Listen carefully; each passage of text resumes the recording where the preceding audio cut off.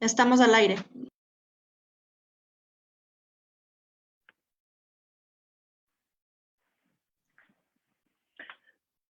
Ok, buenas tardes con todos. Mi nombre es Byron Roballo, soy socio del estudio jurídico Paz Horowitz y les damos la bienvenida a todos a este conversatorio sobre la Ley Orgánica de Emprendimiento e Innovación. Agradecemos también a la Cámara de Comercio de Quito por darnos el espacio y poder compartirles a ustedes ciertas experiencias que hemos tenido con la nueva entrada de la Ley de Emprendimiento e Innovación y cómo podrán los nuevos emprendedores tomar aquellos beneficios que esta nueva normativa nos proporciona.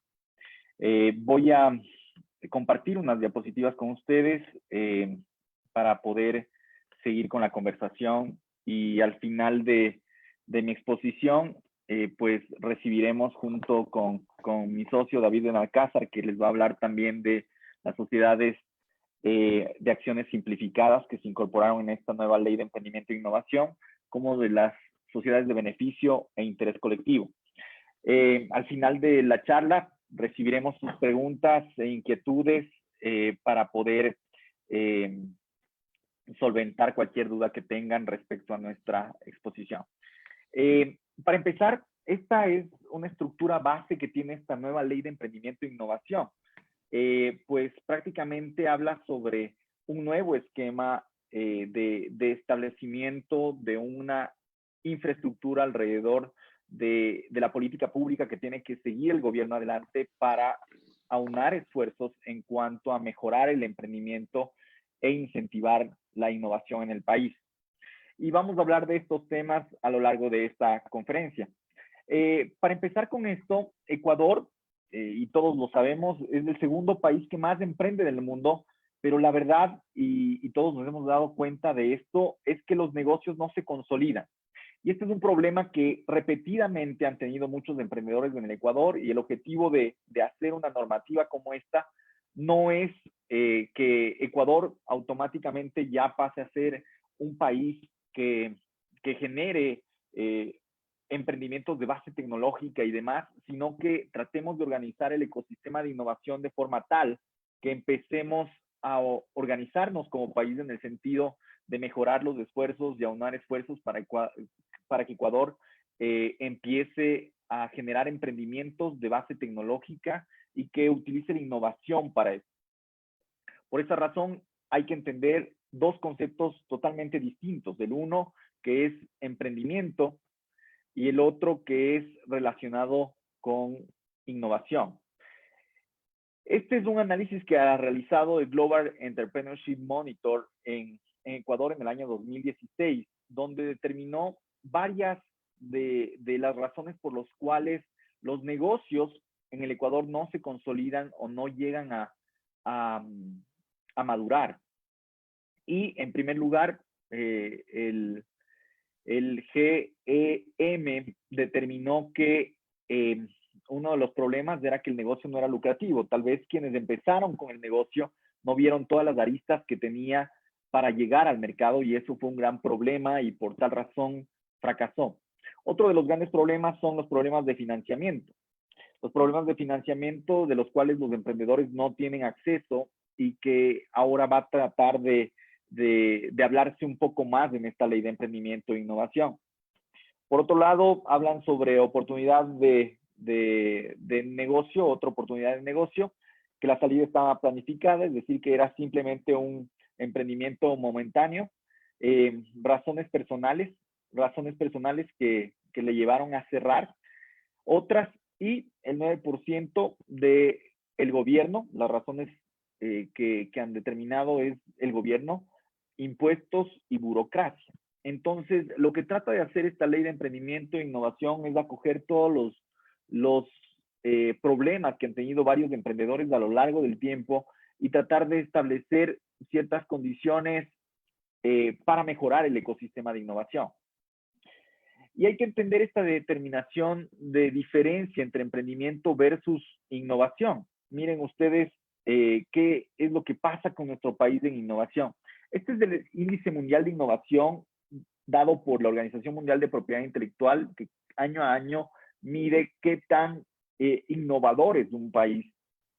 Y Ecuador en realidad deja mucho que desear en este ranking de innovación. Miren que Suiza hoy por hoy es el país más innovador del mundo, versus Ecuador, que hoy por hoy se encuentra en el puesto 99 de 129 países.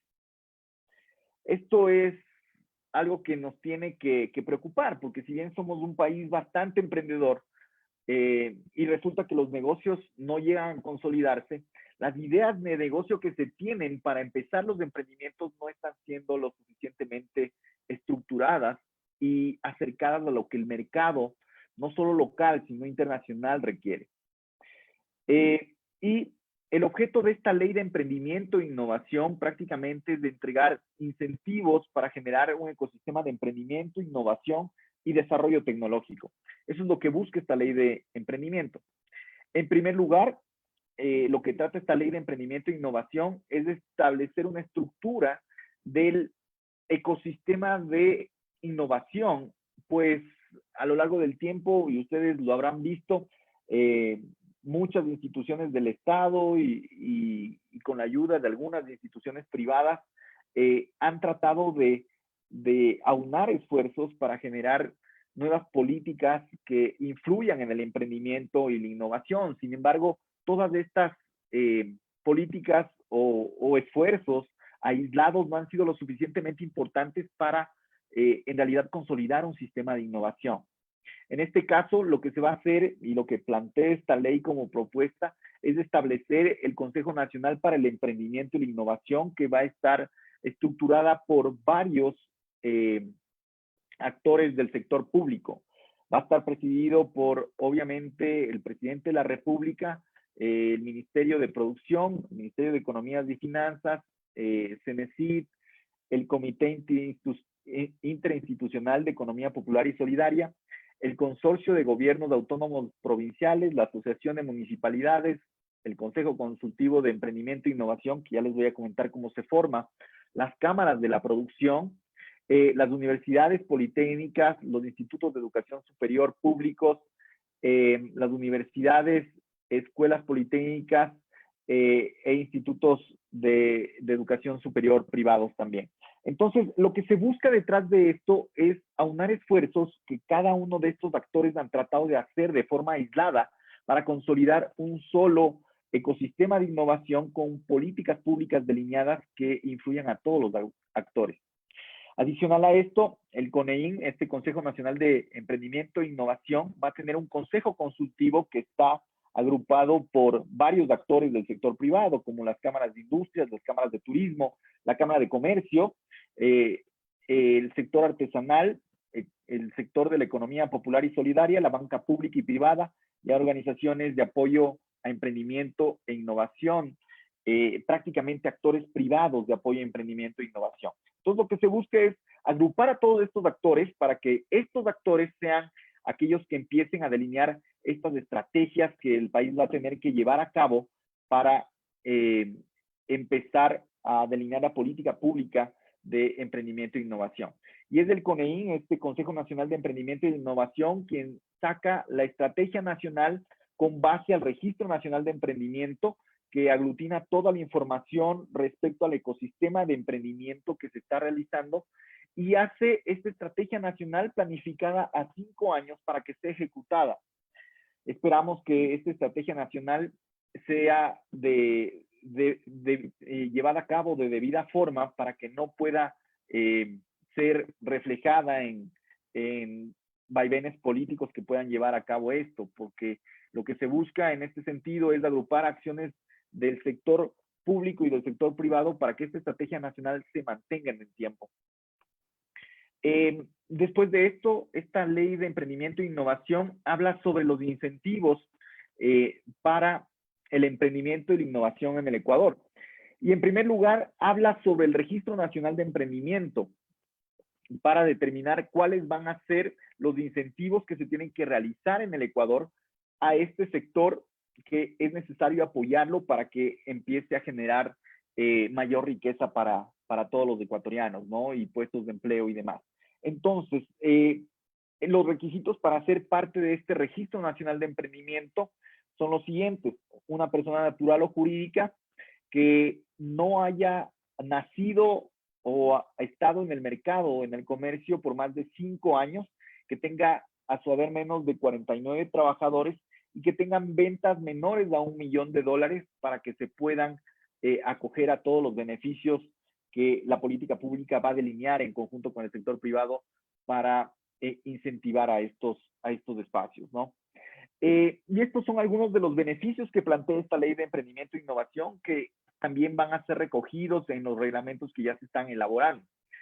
En primer lugar, el acceso preferente a servicios financieros y fondos públicos de inversión, porque obviamente las instituciones que antes llevaban a cabo procedimientos y proyectos para incentivar el emprendimiento y la innovación, estaban invirtiendo recursos de forma aislada. Lo que se busca es que ahora se aglutinen todos estos fondos en una sola entidad que, de acuerdo a la Estrategia Nacional de Emprendimiento e Innovación, pueda concatenar estos fondos con los actores a quienes en realidad se debe apoyar, ¿no? Entonces van a tener este acceso preferente a servicios financieros y fondos públicos de inversión, de acuerdo con el libro 4 del Código Orgánico de la Economía Social de los Conocimientos, Creatividad e Innovación. Van a tener incentivos tributarios para innovación, que les voy a comentar más adelante. Van a tener acceso a capital semilla de aquellos de emprendimientos que obviamente este capital semilla tiene que estar enfocado a aquellos emprendimientos que no hayan estado más de 24 meses en el mercado, porque son destinados para proyectos que recién están naciendo. Capital de riesgo, en donde el Estado se invierte en estos proyectos porque lo puede hacer. Obviamente no tendrá que aglutinar todo el capital del emprendimiento que se quiera llevar a cabo, sino únicamente hasta un porcentaje razonable para que el emprendimiento pueda seguir adelante. Después de esto habla sobre inversión ángel, donde establece que el parámetro para realizar inversión ángel no podrá ser superior al 49% del capital social de aquellas empresas que se esté realizando inversión ángel. Y también establece instrumentos financieros que serán llevados a cabo por la Junta de Política de Regulación Monetaria y Financiera para incentivar el capital semilla, el capital de riesgo y también la inversión ángel. Después de esto establece un programa de crédito del sector financiero público que tratará de sacar líneas de crédito preferenciales para el sector de emprendimiento.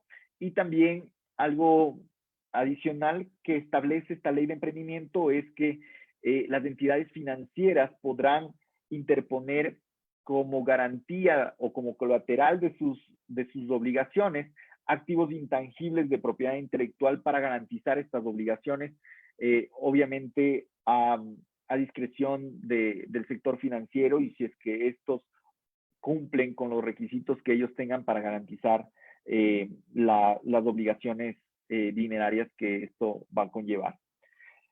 Los incentivos tributarios que están establecidos en el Código Orgánico de la Economía Social de los Conocimientos son los siguientes: deducción del 100% adicional para el cálculo de la base imponible del impuesto a la renta por valores de compensación a estudiantes de formación dual, por ejemplo, aquellas empresas que lo que hagan es ayudar a aquellos estudiantes a que realicen prácticas dentro de sus establecimientos y de esa forma puedan completar la formación dual.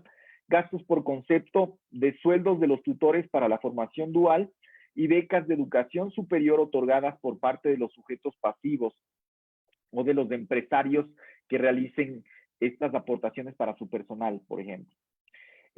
Investigación responsable: se hace una reducción de la tarifa del impuesto a la renta del valor de utilidades que se reinvierta en proyectos de investigación científica responsable o de desarrollo tecnológico, que establece un 10% en las ciudades del conocimiento, que son Yachay y Iquiam, el 8% en espacios de conocimiento y 6% en otros espacios.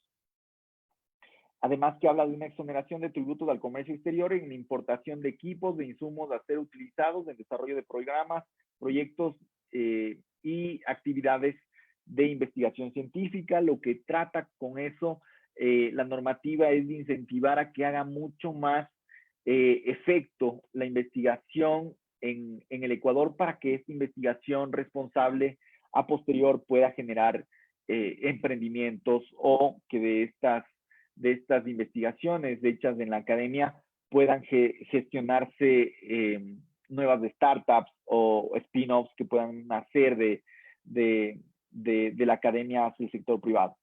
Por otro lado, habla sobre la innovación social, donde trata la exoneración del impuesto a la renta por 5 años de los ingresos obtenidos por quienes realicen actividades exclusivas de tecnología digital libre, como es software libre y hardware libre, que incluyan valor agregado ecuatoriano cuando se haya inscrito a la respectiva licencia, ¿no es cierto? Cuando se haya determinado que este programa o este hardware ha sido desarrollado en el Ecuador. Por otro lado, también habla sobre la exoneración de tributos al comercio exterior en importación de equipos de insumos a ser utilizados en el desarrollo de emprendimientos innovadores en espacios de innovación acreditados que tendrán que contar con esta acreditación de CENESID. Después de esto, la Ley de Emprendimiento e Innovación también habla sobre una guía nacional para el emprendimiento, una guía nacional para que los emprendedores tengan acceso a información sobre datos macroeconómicos, legales, tributarios, sectoriales, laborales, societarios, financieros del ecosistema emprendedor y acceso al directorio de las oficinas comerciales del mundo para que puedan ellos posicionar sus productos en el exterior. Además de eso, información de requisitos para poder exportar sus productos y servicios en mercados internacionales. Esta guía nacional de emprendimiento lo que va a hacer es aglutinar toda esta información para que los emprendedores tengan acceso mucho más directo a esta información que es bastante útil para que ellos puedan escalar sus emprendimientos en el mercado internacional. Luego de esto habla sobre un proceso de liquidez para el emprendimiento, donde determina que es necesario que aquellos que son considerados de emprendedores y que están en el registro nacional de emprendimiento, de todos aquellos emprendedores que tienen esas características y tengan proveedores, los pagos que se les realicen no pueden ser mayores a 30 días. Y si es que se realizan pagos en un tiempo mayor a 30 días, es necesario que todos estos pagos se bancaricen y automáticamente se va a bancarizar estos pagos y tienen que empezar a contar el pago de intereses tanto de los actores del sector público como del sector privado que demoren en pagar más allá de 30 días a los emprendedores. Y esto obviamente tiene una lógica porque los emprendedores no tienen un colchón financiero lo suficientemente importante como para poder apalancar su operación si no es en las compras que van obteniendo en el ejercicio que van realizando. Entonces es importante el tema de liquidez para el emprendimiento para que este se sostenga en el tiempo. Después de esto habla sobre el fomento a la cultura y educación emprendedora, donde se va a establecer mallas curriculares para mejorar el desarrollo y el espíritu emprendedor en las aulas. Se va obviamente a hacer con el CACES que va a realizar el acompañamiento de evaluación, acreditación y cualificación de los institutos de educación superior para que estos puedan incorporar estas mallas curriculares en sus sílabus. Además, con los actores de la economía popular y solidaria se va a realizar capacitación y asistencia técnica para poder escalar a todos aquellos actores que están accediendo al sistema de economía popular y solidaria para que estos puedan escalar sus proyectos. En conjunto con los gobiernos autónomos se van a realizar programas de desarrollo de competencias emprendedoras para que los gobiernos autónomos que también estaban realizando algunos de ellos programas de emprendimiento ahora realicen programas de desarrollo de competencias al interior, pero que todo esté estructurado en un solo sistema, ¿no? Los institutos de educación van a establecer espacios para que se difunda proyectos de emprendimiento dentro de sus planes de carrera. Y los planes o trabajos de titulación van a realizar planes de negocios o proyectos de emprendimiento que van a estar direccionados por Cenecit, ¿no? Después de esto, habla sobre las plataformas de fondos colaborativos o crowdfunding, que es algo que en realidad hay que observar muchísimo por todos los beneficios que esto puede llegar a causar en el ecosistema de innovación. Ustedes recordarán que al empezar mi exposición hablé que los motivos por los cuales cierran la mayoría de los negocios en el Ecuador, el 25% de estos se debe a problemas de financiamiento. Y dentro de la encuesta que hizo el mismo GEM en el 2016, determinó que los emprendedores por lo general reciben financiamiento de ahorros y familia en un 50%, préstamos, tarjeta y bancos en un 42% y solamente el 7% en inversiones, gobierno y otros. Y aquí viene algo importante porque prácticamente esta ley de emprendimiento que legaliza o formaliza estas plataformas de fondos colaborativos hacen que el ecosistema de innovación se vea representado en todos aquellos proyectos que están por salir al mercado. Y aquí es importante entender que el mercado de capitales, que está compuesto por el mercado financiero y el mercado de valores, no ha sido lo suficientemente fuerte en un país como Ecuador para generar emprendimientos lo suficientemente fuertes para generar fuentes de empleo en debida forma. El mercado financiero, todos sabemos que para que invierta en un emprendimiento, los riesgos son bastante altos, es decir, que los costos de las tasas de intereses que un emprendedor debería pagar por acceder a un préstamo en el mercado financiero, en realidad es realmente alto. Y por otro lado, el mercado de valores no ha sido el mejor ejemplo de ayuda para los emprendimientos, pues hemos visto que solamente aquellas empresas grandes ya consolidadas en el mercado han podido acceder al mercado de valores. Entonces, ahora se crea otro actor muy importante que en algunas legislaciones y en algunos países está tomando fuerza y es el crowdfunding. Y este crowdfunding o las plataformas de fondos colaborativos lo que buscan es apalancarse del mismo mercado para obtener fondos de financiamiento y de esa forma sacar estos emprendimientos adelante. Miren ustedes la importancia del crowdfunding a nivel mundial. Este análisis determinó que la plataforma más importante de crowdfunding del mundo, que se llama Kickstarter, levantó 4.8 billones de dólares desde su fundación, que fue ya hace 9 años. Indiegogo, que es otra plataforma de fondos colaborativos, ha levantado 1.5 billones de dólares. FundMe ha levantado 5 billones de dólares también. Y se espera que hasta el 2022, contando esto desde el 2018, se levanten alrededor de 89.7 billones de dólares en el mercado mediante estas plataformas de crowdfunding. Así que en realidad entra a ser un nuevo actor en el mercado de capitales de forma tal que va a empezar a generar nuevos ingresos en el mercado para generar aquellos proyectos que tal vez no hubiesen nacido sin estas plataformas. Este es un ejemplo de la plataforma de Kickstarter. Por ejemplo, este es un emprendedor que lo que hizo fue invertir en un prototipo como el que ustedes ven ahí, que es un termo que tiene un compartimiento para alojar té y que esto pueda ser tomado sin que las hojas del té secas puedan diluirse en la bebida. Entonces, esta persona, por ejemplo, estaba buscando $15,000 para empezar o entrar adelante con su proyecto de mercado, pero resulta que a los 12 días ya pudo levantar $406,000 de precompras hechas. Entonces, este es el emprendedor, ahí está él mostrando su producto y pidiendo que la gente precompre su producto, que va a ser entregado luego de 7 meses en el mercado, ¿no es cierto? Entonces, este emprendedor no tuvo que ir al mercado financiero, no fue a un banco y le prestó dinero, sino que él directamente, mediante estas plataformas de crowdfunding, lo que hizo fue exponer su proyecto, exponer su idea de negocio y ver si es que el mercado estaba preparado para aceptar una idea de negocio como esta.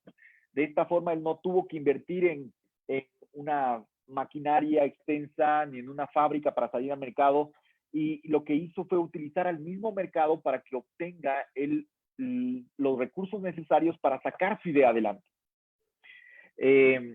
Este producto lo que buscaba era $32 de contribución, y con la condición de que en 6 meses les entreguen el producto terminado a todas las personas que hayan contribuido en él. Y obviamente sobrepasó las expectativas que el emprendedor tenía, porque llegó a financiarse muchísimo más, ¿no? Entonces, ¿cómo funcionan estas plataformas de fondos colaborativos? Es una determinación de vinculación directa entre el promotor y el inversionista, que han sido conectados por una plataforma, simplemente. Pero entre el promotor y el inversionista se forma un contrato electrónico determinado entre las condiciones que ha hecho el promotor en la plataforma versus lo que el inversionista ha estado movido en financiar o en invertir. Entonces, todos estos fondos que van a estar bancarizados van a llegar al promotor en el momento en que se cumpla la condición o se cumpla la meta que el promotor, o en este caso el emprendedor, haya determinado. Y una vez que esta meta se cumpla, va a otorgarse una comisión a la plataforma para que la plataforma reciba ingresos por esta intermediación, que simplemente es de publicidad. Si ustedes se ponen a ver, la plataforma de fondos colaborativos únicamente lo que hace es exponer a aquellas personas que tienen una buena idea, que tienen un buen proyecto y que quieren sacar estos productos al mercado. Entonces, estas plataformas de fondos colaborativos lo único que hacen es conectar promotores con inversionistas y los visibilizan para obtener recursos en el mercado que ellos no hubiesen podido acceder de otra forma. Entonces, en este sentido, yo les he hablado de la plataforma de fondos colaborativos de precompra, pero existen en la clasificación de la ley de emprendimiento, existen plataformas de fondos colaborativos de donación, como algunas instituciones ya lo han venido haciendo en este último mes de la pandemia. Tenemos algunos actores que ya han estado levantando fondos mediante plataformas de crowdfunding para ayudar a aquellas personas que en este momento no tienen los recursos suficientes para enfrentar la pandemia. Y esta ley, que nació el 28 de febrero de este año, ya trata estos 5 parámetros de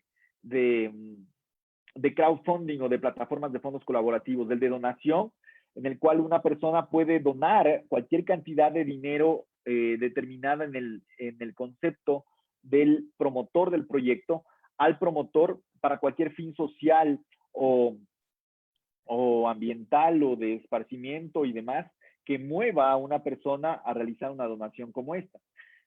El de recompensa obviamente se mueve en el sentido de que, aparte de la donación, el promotor ofrece entregarle algo adicional al donante, ¿no?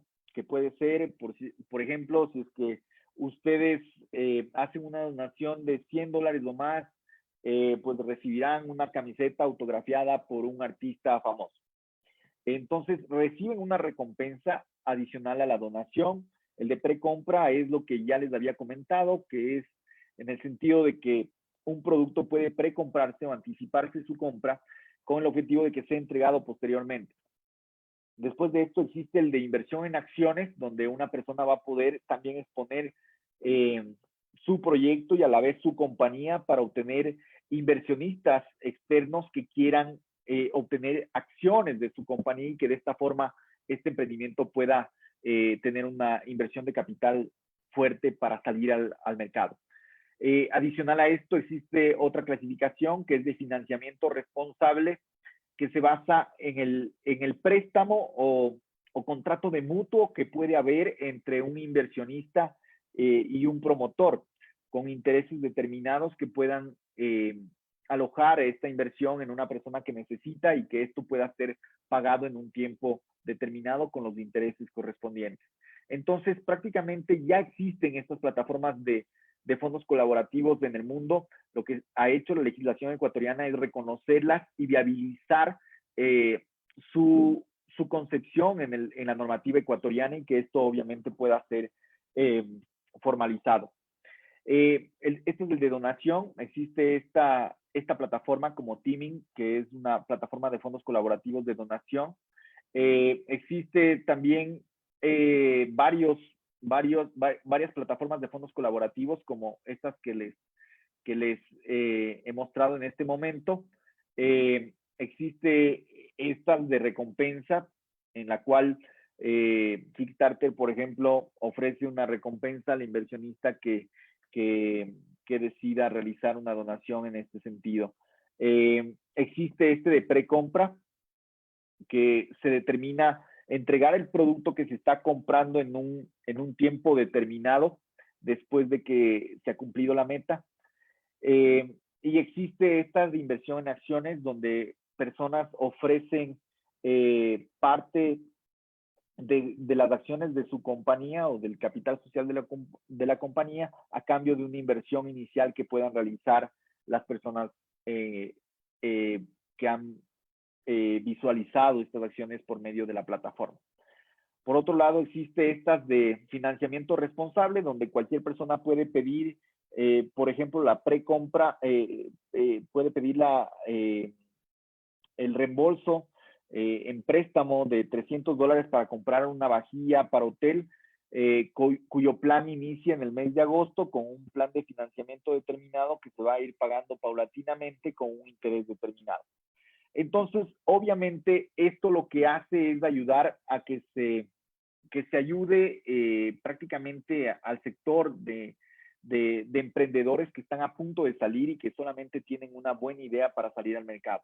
Yo creo que el crowdfunding es una excelente herramienta para gestionar aquellos emprendimientos que todavía no han nacido y que están a punto de nacer, y espero que Ecuador tome bien estas herramientas para financiar aquellos emprendimientos. En otros países ha sido tanta la fuerza del crowdfunding que aquellos inversionistas que antes invertían prácticamente en la bolsa de valores, ahora están viendo qué proyectos están levantando más fondos en crowdfunding para después de estos invertir en estos proyectos y tener una mayor rentabilidad al respecto, ¿no?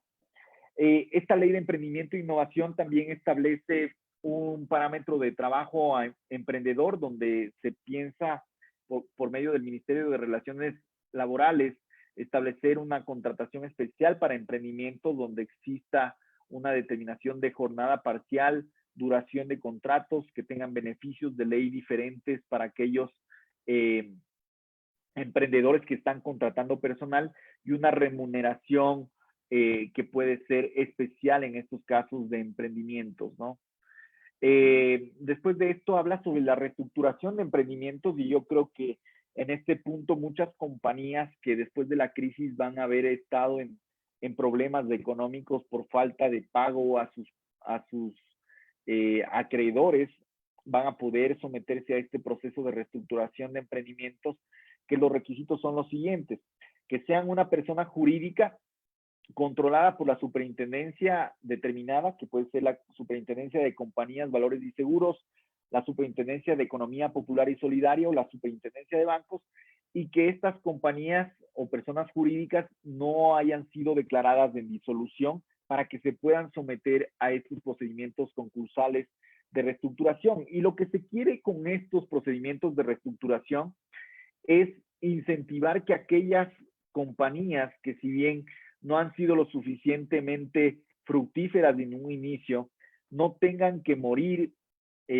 porque en una adversidad como la que estamos viviendo, las cosas o las reglas de juego cambiaron en el mercado, y que estas compañías lo que hagan es reunirse con sus acreedores y realizar un acuerdo de pagos mucho más conveniente para que la empresa siga viviendo, que no se tengan que despedir a tantos trabajadores, y que este emprendimiento en realidad pueda seguir adelante.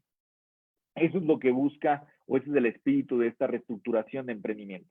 Entonces, esta reestructuración de emprendimientos está determinado por 3 fases establecidas. Primero, la fase inicial o de petición que la realiza el emprendedor ante la superintendencia correspondiente, la fase de negociación donde se empieza a realizar reuniones con los acreedores para que los acreedores prácticamente empiecen a bajar sus posiciones y a mejorar las condiciones de pago de sus acreencias con el objetivo de que este negocio no tenga que cerrarse. Y también la ejecución del acuerdo cuando el acuerdo ya entre en vigor y se empiece a realizar, ¿no? Se empiece a cumplir el concordato, se empiece a cumplir el acuerdo que se ha realizado con los acreedores. Entonces, todo esto empieza con una solicitud de reestructuración donde se establecen todos los acreedores, que sean tanto instituciones públicas como todos aquellos acreedores que tras la convocatoria que realice la superintendencia correspondiente comparezcan hacia la superintendencia para que entreguen sus acreencias y que estas acreencias sean consideradas para el proceso de reestructuración. Entonces, esta solicitud que empieza por parte del emprendedor, esta solicitud de reestructuración que empieza por parte del emprendedor, tiene que ser tratada con mucho cuidado, porque si es que el emprendedor no incluye a todas las acreencias u omite las acreencias que él tenía en su contabilidad y viene un acreedor o comparece un acreedor ante la superintendencia, se termina el procedimiento automáticamente y resulta que el emprendedor no va a poder solicitar un proceso de reestructuración en los próximos 5 años. Así que hay que tener mucho cuidado con no omitir ningún actor determinado en el procedimiento de acreencias, porque esto puede causar que el proceso de reestructuración termine en ese momento. Entonces, con la petición de calificación a la superintendencia, vamos a poner un ejemplo, la superintendencia de compañías, que va a ser la más solicitada después de los tiempos de esta pandemia, se realiza una protección concursal, que es lo más importante de esto, ¿no? Porque al momento en que la superintendencia admite a trámite el procedimiento de reestructuración, la superintendencia pondrá en su razón social compañía en reestructuración y notificará tanto al SRI, a la DINARDAP, que es la Dirección Nacional de Registro de Datos Públicos, al registro mercantil, que esta compañía en particular ha sido sometida en un proceso de reestructuración y que es necesario tratarla de esa forma. La característica fundamental de esto es que no suspende la actividad económica porque la compañía va a poder seguir laborando, va a poder seguir con su actividad normal. Y ese es el fin de la protección concursal. Entre estas están estas características, que no puede solicitarse ni declararse la intervención, disolución, liquidación o cancelación del emprendimiento. Esta compañía no será declarada en disolución, liquidación o cancelación. No puede iniciarse acciones administrativas, judiciales, arbitrales ni coactivas en contra del emprendimiento. Si es que alguien inicia alguna de estas acciones después de que ha sido notificado con el inicio de la protección concursal que nace de la reestructuración, pues este acreedor tendrá que ponerse a la cola en la última prelación para cobrar sus acreencias ante todos los acreedores que puedan nacer de este proceso de reestructuración. Después de esto se establece un procedimiento judicial. Si es que ha habido algún proceso judicial de coactiva o en vía ejecutivo, se establece que todos estos procesos tienen que quedar suspendidos hasta el fin de la negociación con los acreedores. No podrá levantarse ninguna medida cautelar, judicial, de coactiva o administrativa que hubiera sido establecida antes de la fase inicial. Se suspenden los pagos por parte de la deudora, excepto en temas laborales y los pagos concernientes a las operaciones habituales del negocio. Se suspende todo el proceso de cobro de créditos en la banca, es decir, que la banca como acreedor también tiene que sentarse a negociar con el emprendedor, no importa quién sea, tiene que sentarse a negociar sobre la forma de reestructuración de las obligaciones que el emprendedor tiene para que se pueda llevar a cabo el proceso de reestructuración. Y no se puede dejar de ser proveedor del Estado por empezar un proceso de reestructuración. No le pueden quitar la calidad de proveedor del Estado ni que pueda seguir adelante con la marcha de su negocio. Y la forma tal como lo hace el legislador en este sentido es tratar de proteger al emprendimiento para que en definitiva los acreedores tengan que bajar un poco sus acciones legales que podrían iniciar en contra del emprendimiento y que tal vez lleguen a hacer que pues se acabe y que detrás de esto se generen estos incumplimientos porque tal vez el emprendimiento no tenga para llevar a cabo el cumplimiento de todas las obligaciones. Por otro lado, en la ley se establece que existe una restricción concursal mientras dure la protección financiera, donde el emprendedor no podrá gravar o enajenar los bienes de la empresa. Es decir, esto no va a ser una protección para que el emprendedor pueda utilizar la protección concursal, parar cualquier acción judicial y empezar a vender los bienes. Por esa razón, el legislador ha determinado que no va a poder el emprendedor ni gravar ni enajenar los bienes de la empresa mientras dure esta protección concursal, constituir ni participar en fideicomisos para garantizar o trasladar los bienes de la empresa a un fideicomiso, modificar los estatutos sociales de la compañía o transferir derechos representativos de capital a un tercero para que sea ahora este tercero el que tenga que enfrentar estas obligaciones. La única excepción a este último punto es cuando en el acuerdo concursal lo que se haga entre los acreedores es establecer que ellos quieren cambiar su acreencia por derechos representativos de capital de la compañía, es decir, aquella deuda que tenía el emprendedor o la compañía, la persona jurídica, pasa a ser parte del activo ahora de la compañía y de esa forma se puede ayudar a que la compañía no cierre, ¿no? Entonces, después de eso, en la fase de negociación, se establece un listado de acreedores del pasivo que tienen y su porcentaje.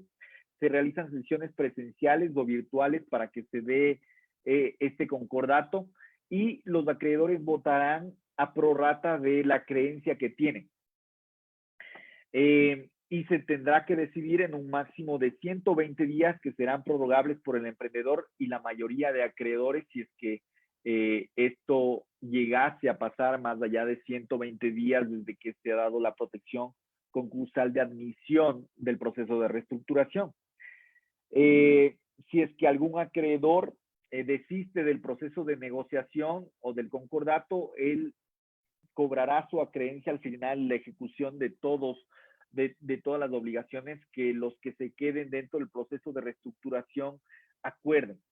Después de esto se establece que todo acuerdo previo de reestructuración que se haga entre los acreedores y el emprendedor deberán contar con la aprobación de la superintendencia determinada, ¿no es cierto? La superintendencia de compañías, la superintendencia de bancos o de la economía popular y solidaria que esté a cargo del proceso de reestructuración, y que el acreedor obviamente puede transformar su acreencia en capital, ¿no es cierto? Puede transformar su acreencia en capital y de esta forma ese pasivo pasa a ser un activo de la compañía y puede ayudar a que este emprendimiento no muera, ¿no? El acuerdo por finalizar el proceso de negociación, el acuerdo debe ser suscrito por el emprendedor y dos o más acreedores que sumen más del 50% del pasivo, y esto se va a determinar como un título de ejecución que va a tener que representarse en su forma para su cumplimiento, ¿no es cierto? Y este acuerdo que realice el emprendedor y dos o más acreedores que sumen más del 50% del pasivo va a obligar a la minoría ausente o disidente de los acreedores obligatoriamente para que este emprendimiento siga adelante. Después de esto, este acuerdo de reestructuración lo que va a hacer es tomar todas las medidas necesarias para que el emprendimiento esté en condiciones de cumplir con sus obligaciones y desarrolle su actividad empresarial o comercial. Además de eso, limita nuevos créditos a la anuencia de los acreedores, porque obviamente si es que la compañía necesita endeudarse para seguir con la operación normal, puede hacerlo si es que los acreedores ven que este crédito en realidad va a ayudar para que a futuro el emprendedor pueda cumplir con sus obligaciones. Porque la idea es esa, que las obligaciones no se incumplan, sino que el emprendedor tenga otra oportunidad para sacar su emprendimiento adelante. Puede contener reducciones de deuda y términos especiales de condiciones y pago, donde los acreedores pueden reducir sus deudas de común acuerdo para aminorar la carga que el emprendimiento puede llegar a tener, o las condiciones de pago que sean diferentes para que el emprendedor pueda cubrir con estas obligaciones y condiciones. En la parte final de ejecución del acuerdo, lo que va a pasar es que va a haber un tratamiento equitativo de las acreencias de la misma clase. Obviamente se va a propugnar el hecho de que los trabajadores y la creencia salarial que tenga el emprendedor tiene que entrar en primera relevancia, en relación de primera clase, ¿no? Y obviamente son los trabajadores del grupo más vulnerable, por eso la ley protege a aquel grupo más vulnerable. Pero lo que busca la norma en el proceso de ejecución es que existe un tratamiento equitativo a todas aquellas acreencias que tengan la misma clase de importancia de acuerdo con la ley. Después de esto se da el final de la reestructuración, donde se cumple exitosamente el acuerdo, o se puede anticipar también el fin de la reestructuración por parte del emprendedor, porque tal vez el emprendedor ya no quiere seguir adelante con el proceso de reestructuración y ha decidido que se liquide la compañía o que se disuelva la compañía, donde los acreedores van a tener que iniciar las acciones que crean pertinentes. También existe una posibilidad de que se termine anticipadamente porque las entidades del sector público así lo requieran, y tal vez por la mitad más uno de los acreedores del pasivo reestructurado por incumplimiento actual o potencial del emprendedor con el concordato o el acuerdo al que habían llegado a cabo. Entonces, esto lo que hace es tratar de dar un oxígeno al emprendedor, y en este caso, como la norma es bastante amplia y habla de cualquier persona jurídica, a las compañías que estén sujetas a la superintendencia y que no hayan pasado por un proceso de disolución. Y lo que hace este procedimiento es que aquellos emprendimientos que habían estado en problemas por circunstancias determinadas no tengan que morir, y se propugne la estabilidad de la empresa por sobre todas las cosas para que pueda seguir generando fuentes de empleo y de ingresos para el país, ¿no? Eso es lo que busca, ese es el espíritu de la reestructuración. En muchas economías del mundo, el proceso de reestructuración es súper importante para detener la aversión al riesgo que puede existir en aquellos emprendimientos que no nacen o no salen al mercado por el problema de tener la aversión a fracasar en un emprendimiento y no volver a levantar. Lo que busca prácticamente esta ley de emprendimiento es otorgar herramientas, pero hay que entender que estas solo son herramientas, y que en realidad el hecho de llevar a cabo un negocio de forma ordenada, cumplida y verificando bien todos los requisitos que tiene un emprendimiento para poder consolidarse en el mercado y salir adelante, es necesario un análisis previo que se tiene que analizar debidamente para que aquellos emprendimientos no mueran en el proceso, ¿no? Me parece bien algunas de las iniciativas. Siempre una ley es perfectible, siempre hay problemas en una ley, el legislador no puede preverlo todo, pero ya tenemos al menos un instrumento que empiece a aglutinar la política pública destinada a emprendimiento. Hoy más que nunca Ecuador necesita de estas herramientas para reactivar el sector productivo nacional y que en realidad empiecen a generar nuevas fuentes de empleo para todos los ecuatorianos que después de esta crisis vamos a estar muy golpeados. Pero es necesario que entendamos que estas solamente son herramientas, y que detrás de esto son los emprendedores los que hacen los emprendimientos, no las normas, no las políticas públicas, son los emprendedores quienes tienen que sortear todas estas barreras en cualquiera de los mercados del mundo. También les voy a dejar ahora con mi socio David Benalcázar, que les va a hablar sobre un tema súper importante, que son estas sociedades de acciones simplificadas, que prácticamente lo que hace esta ley de emprendimiento también es incorporar estas nuevas sociedades en el ordenamiento jurídico ecuatoriano para que sea mucho más fácil establecer un tipo de personas jurídicas como estas, y también va a hablarles sobre las sociedades de beneficio e interés colectivo y la trascendencia que estas pueden llegar a tener en la comunidad. Muchas gracias por su atención. Después de la intervención de David, contestaré las preguntas que me han realizado. Muchas gracias.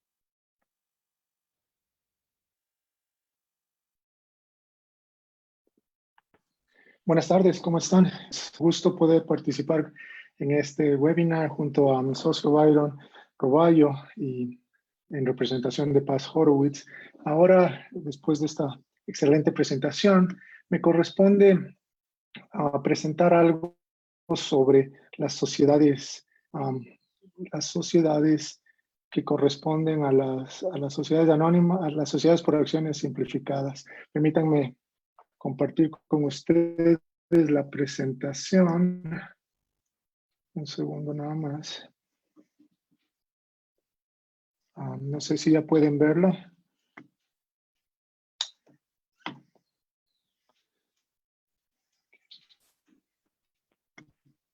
No aún, David. Ok, parece.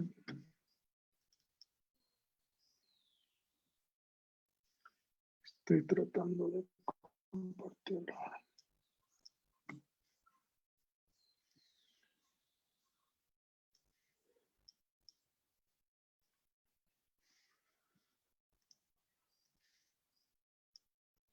Pudimos hacerlo antes, pero ahora no podemos. Denme un segundo, problemas técnicos.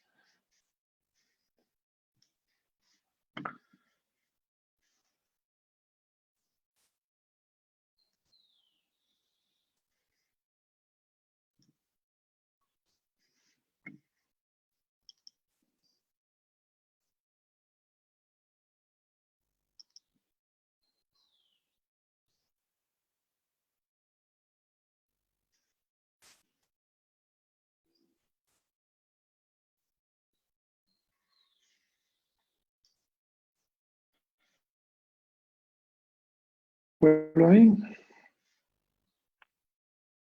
Sí, David, ya se ve. Ok. Entonces, permítanme solo hacer algo. Muy bien. Gracias por este tiempo de espera. Tenemos algunas cosas que me gustaría compartir con ustedes sobre la ley de emprendimiento e innovación. Tiene algunos y eso es lo que me gustaría compartir ahora con ustedes. Voy a tratar de ampliar la imagen.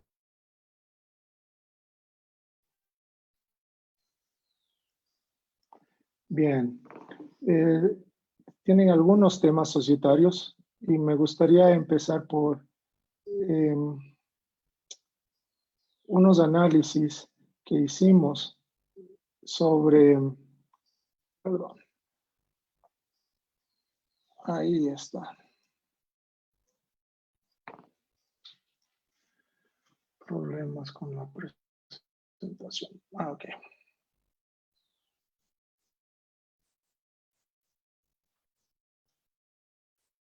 Ok.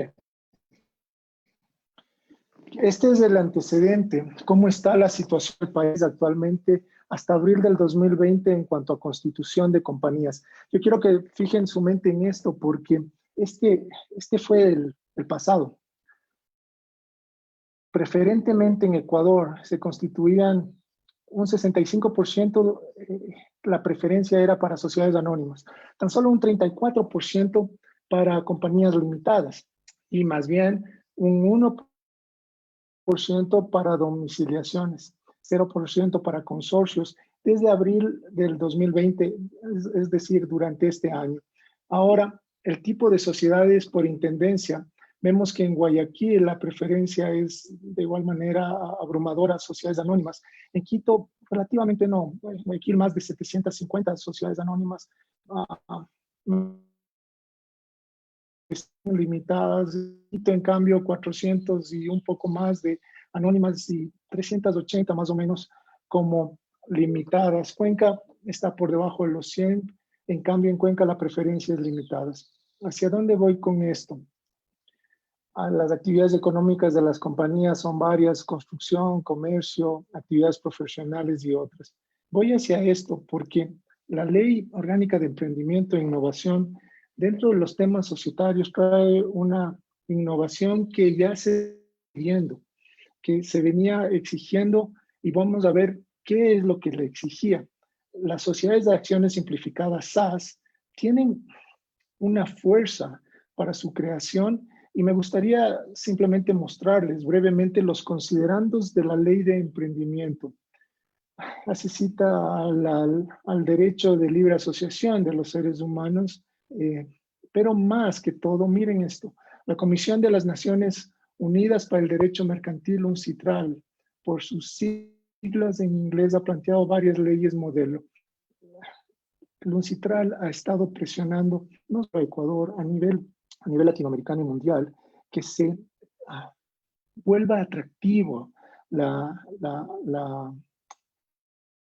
el emprendimiento, que se vuelva atractivo el tema de poder abrir mercados y la iniciativa privada y la inversión.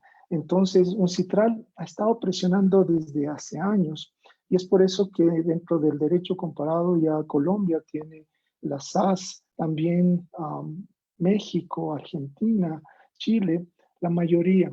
El tercer considerando que me gustaría mostrarles es fomentar un entorno propicio para la formación de compañías y para los emprendimientos, para que sean formalizados, y facilitar a los emprendedores y organizaciones ya existentes encuentren un entorno propicio. Las SAS están presionadas porque, como bien explicó Byron en su buena exposición, necesitamos dar un camino, una viabilidad a los emprendedores, a las organizaciones que necesitan empezar sus negocios. Y lo último, por la globalización e internacionalización de las economías y apertura de mercados. Me gusta esta parte y solo la subrayo para que ustedes lo noten. Imponen la obligación de reconocer un nuevo tipo societario que viabilice el derecho de asociación con fines económicos, sin las formalidades exigidas para la constitución de las compañías, de acuerdo a la ley de la materia, es decir, a la ley de compañías. Entonces, recapitulando, la UNCITRAL presionando para que se pueda facilitar la inversión, para que se agiliten los procesos de constitución. 2, fomentar la ayuda a los emprendedores para que tengan un vehículo en el cual puedan iniciar sus negocios. 3, ayudar para que exista un tipo societario que sea mucho más accesible y fácil.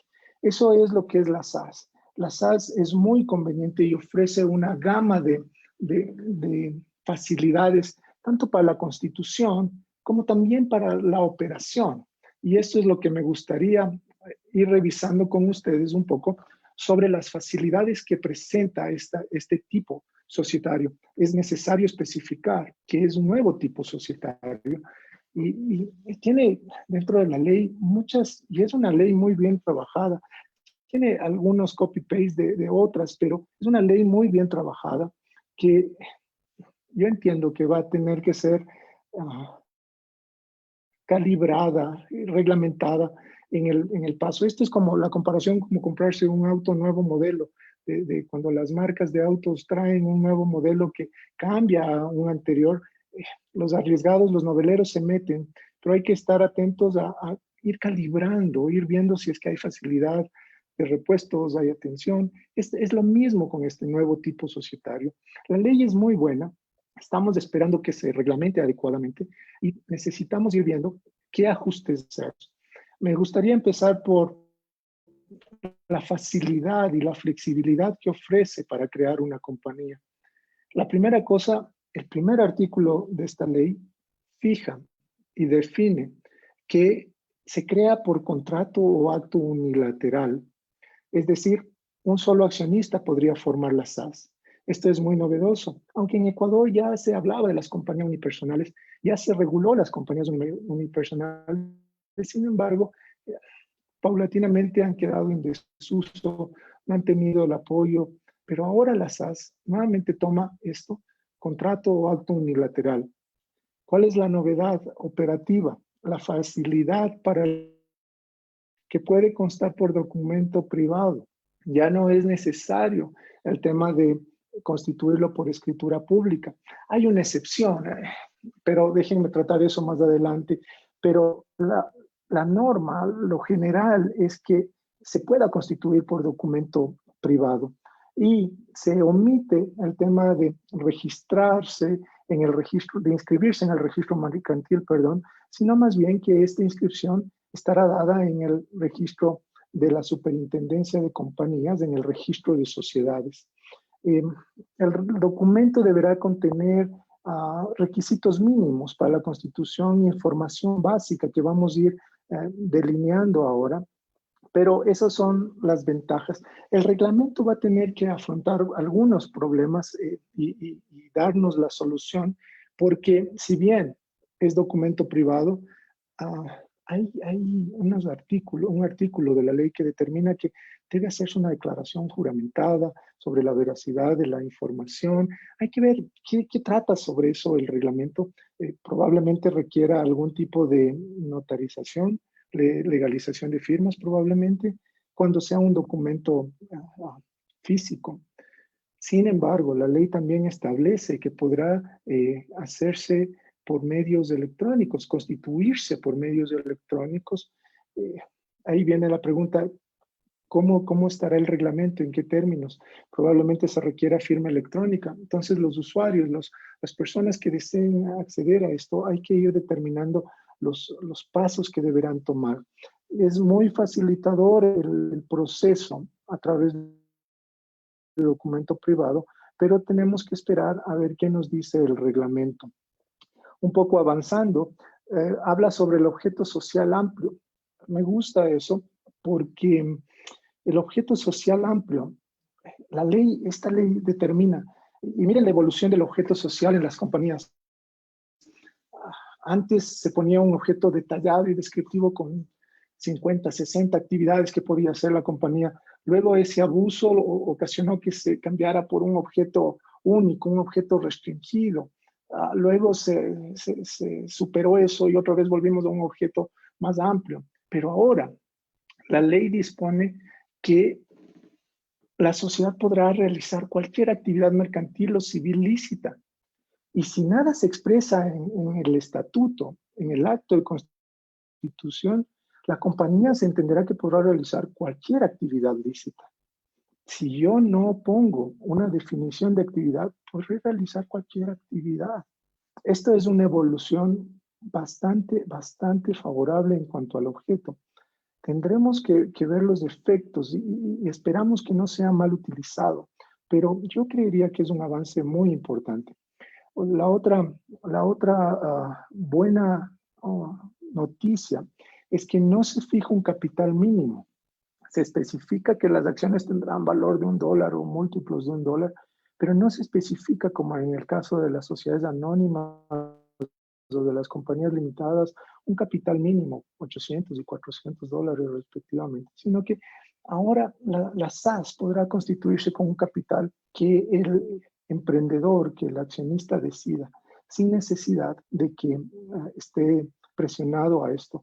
La otra buena noticia es que estos aportes se pueden dar en el pago hasta en un plazo máximo de 24 meses, 2 años. Aquí un dato interesante, y me detengo en esto un momento, porque esta ley, miren, crea algo que a mí me llama la atención poderosamente, porque en el capítulo sobre las acciones nos explica que podrá crearse diversas clases y series de acciones. Las clases luego lo explica y que podrán ser ordinarias o preferidas. Eso está perfecto. pero también abre la posibilidad a que se creen series de acciones. Esto significa que las series de acciones podrán regular diferentes tipos de negocios, tendrán diferentes derechos, privilegios y limitaciones. Todo esto debe estipularse en el acto de constitución, en el estatuto. Y posteriormente dice que de acuerdo a las series se definirá el tipo de votación que corresponde a cada uno, si será grupal, si será representativo personalmente. Me llama poderosamente la atención. Es un avance en este tipo de sociedades. ¿Y por qué lo relaciono? Porque tiene mucho que ver con lo que explicaba Byron, el crowdfunding, los emprendimientos que necesitan apoyo, pero el accionista desea restringir, el que idealiza el negocio desea manejar los rendimientos de este. Y esa es una de las imposibilidades más difíciles que afrontamos con los tipos societarios actuales, en que todos participan de todo. ¿Sí? Ponemos acciones preferidas, pero todos tienen que participar de todo. Y las series, la definición de series es algo que nos va a ayudar muchísimo. Me gustaría un poco también hablar sobre los estatutos, las acciones ordinarias y preferidas, pues ya mantienen las disposiciones legales aplicables a las sociedades anónimas. Las acciones preferidas no pueden superar el 50% del capital social. Eso es correcto, se mantiene. Y en defecto, si es que no se especifica, todas las acciones serán ordinarias, pero el estatuto es el instrumento donde el emprendedor, el accionista, debe definir todo esto. Y quiero hacerles caer en ese razonamiento que lo voy a ir abundando en el transcurso de esta presentación, porque el estatuto, si bien se simplifica en cuanto al proceso, no se simplifica en cuanto a su preparación. Me imagino que va a haber estatutos modelos que la superintendencia va a proporcionar, pero este es un trabajo intelectual y profesional que el accionista deberá realizar. Debe tomar mucha atención a distintas disposiciones que se deben incluir en el estatuto y que podrían, si no se incluyen, requerir actos de modificación posterior, pero un estatuto bien hecho de inicio podría permitir que la SAS tenga la operación que el emprendedor quiere. Los estatutos son flexibles, permitiendo ajustarse a la realidad de cada compañía. Eso es el propósito principal, que el emprendedor se sienta cómodo en este nuevo vehículo, en este nuevo modelo que tiene, que pueda crear, no sujeto, no en medio de dos bandas que no le permitían. La SAS busca que el principio de autonomía de la voluntad privada se sobresalga, se maximice. Entonces, yo espero que la SAS utilizada. Lamentablemente, en el derecho comparado, vemos que Colombia lleva 12 años de estar usando la SAS y ya se ha dado, hay más de 500,000 SAS constituidas en ese país. Sin embargo, ya se dan algunos abusos de la SAS y algunos malos usos para la SAS. Espero que en Ecuador pueda ser apoyada, regulada y más que todo bien usada por los accionistas. Será un ejercicio necesario e interesante entre profesionales del derecho y los accionistas para regular esto. La Superintendencia de Compañías tiene una función controladora y eso quería explicar en cuanto a la flexibilidad en la creación de los estatutos. La superintendencia solo va a tener el control previo a la inscripción y si omitiere alguna formalidad o información o inclusive si es que hubiera falsedad en la información, la superintendencia no dará paso a la inscripción. Y se define que la compañía que ha cumplido todo el proceso, pero no se ha inscrito en el registro de sociedades, será una sociedad irregular y que no generará personería jurídica. La personería jurídica en la SAS se inicia una vez que se inscribe en el registro de sociedades. Es el inicio de la existencia de la SAS y crea ya estoy en el punto 2, crea una personería jurídica independiente del patrimonio de los socios, lo cual es el espíritu de toda compañía, crear una protección al patrimonio del accionista y limitarlo. Lo interesante de esto es que en esta ley crea dos excepciones a esto. Y permítanme explicar estas excepciones.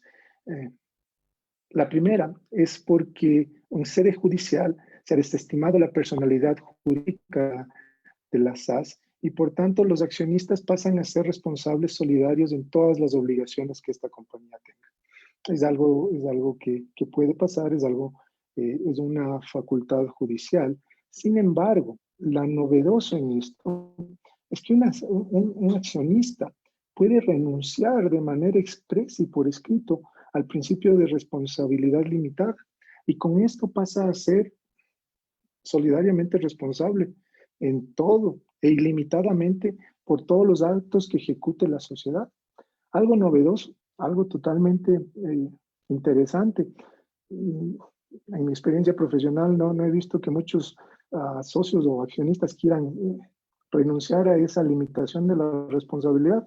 Hay que ver cuántos con este ímpetu de la SAS deciden hacerlo. No requiere establecer una duración determinada. Este es otro punto muy, muy necesario de resaltar.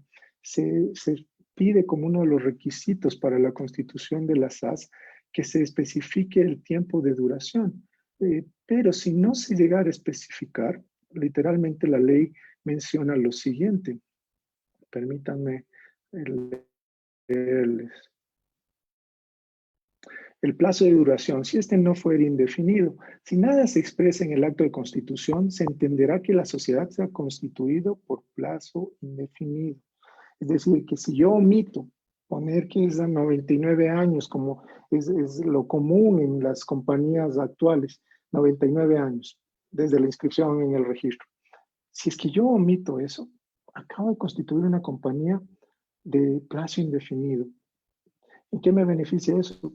En que no tendré que estar prorrogando el plazo, tomando decisiones al respecto.